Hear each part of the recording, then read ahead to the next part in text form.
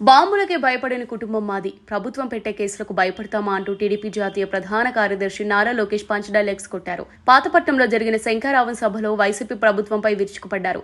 భయం తమ బయోడేటాలోనే లేదన్న ఆయన చంద్రబాబును అరెస్ట్ చేసి జైల్లో పెడితే టీడీపీ శ్రేణులు అధైర్యపడతారని జగన్ భావించారని, కానీ అది జరగలేదన్నారు.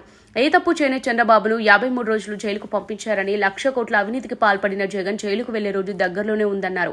శ్రీకాకుళం జిల్లా ప్రజల రక్తంలోనే పౌరుషం ఉందన్న లోకేష్, మంచి చేసిన వారిని జీవితాంతం గుర్తుపెట్టుకుంటారని, అన్యాయం చేసిన వారిని ఇక్కడే పాతి పెడతారన్నారు. ఆ శక్తి కేవలం శ్రీకాకుళం జిల్లా ప్రజలకు మాత్రమే ఉందని మెచ్చుకున్నారు.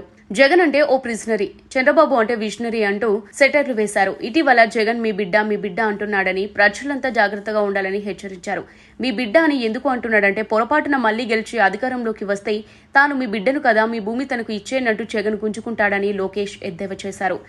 ఏటా జాబ్ క్యాలెండర్ ఇస్తామని హామీ ఇచ్చి అధికారంలోకి వచ్చిన జగన్ 5 ఏళ్లు ఆ విషయమే పట్టించుకోకుండా తీరా ఎన్నికల ముందు జాబ్ నోటిఫికేషన్లు ఇస్తున్నాడని చెప్పారు. ఇది నిరుద్యోగులను మభ్యపెట్టడమేనని, మోసపోవద్దంటూ నిరుద్యోగులకు లోకేష్ హెచ్చరించారు. ఒక్క 2 నెలలు ఓపిక పడితే టీడీపీ జనసేన ప్రభుత్వం ఏర్పడుతుందని, అప్పుడు ఏటా జాబ్ క్యాలెండర్ రిలీజ్ చేస్తామని లోకేష్ హామీ ఇచ్చారు.